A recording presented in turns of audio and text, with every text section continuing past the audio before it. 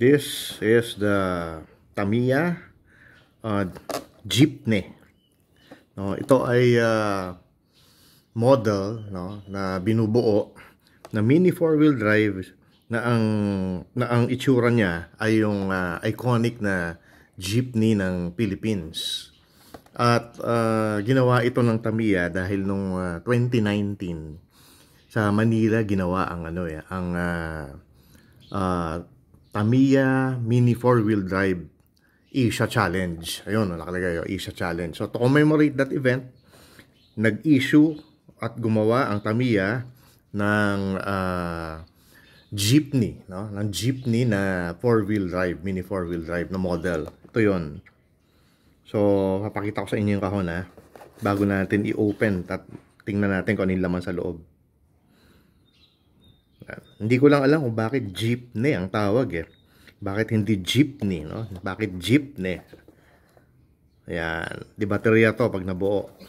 Ito yung mga kinakarana sa racetrack at ayan ang presyo niya, no? Ayan. So, open natin. Tingnan natin kung ano yung laman nito. By the way, no? Ito kasi yung pag nabuo, ganyan na itsura niyan Pero ito, yan, bubuin natin. Kung bubuin mo, kasi nga model ito, model kit, ito yan. At maganda itong ginawa ng Tamiya kasi hindi na kailangan ng glue. Lahat ng pieces, mabubuo mo via snap-on. So, ito yung gulong. Mukhang ito yung chassis. Part din siguro ng chassis to.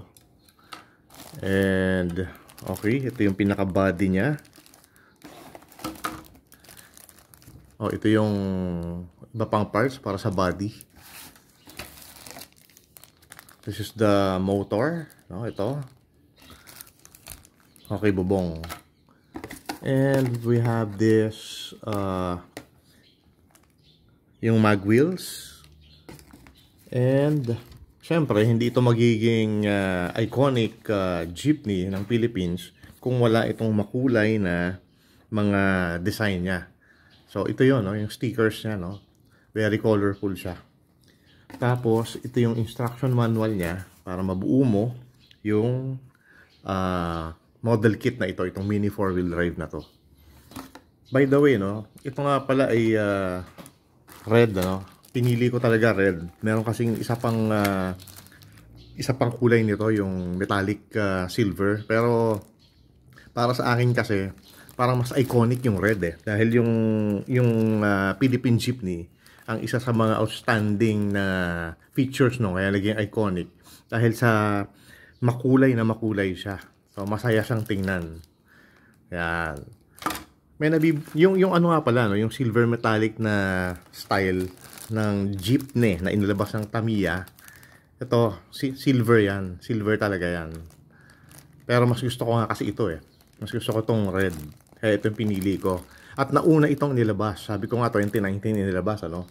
Yun kasing yung silver metallic model nito, yung style, inilabas nila a year later noong 2020. So bubuin ko to. And pag nabuo, papakita ko sa inyo. And hopefully, sana mabuo ko siya ng ganito kakinis. Sana mailagay ko yung mga stickers ng ganyang kaganda rin ang pagkakalagay. Dahil madami itong stickers na to Ito dami Medyo maliliit din yung iba. Medyo challenge din idikit ito na magiging pulidong pagkakadikit. Sana magawa ko. So, once na natapos ko to, nagawa ko, papakita ko sa inyo. So, that's it. That's the jeepney from Tamiya. Thank you for watching.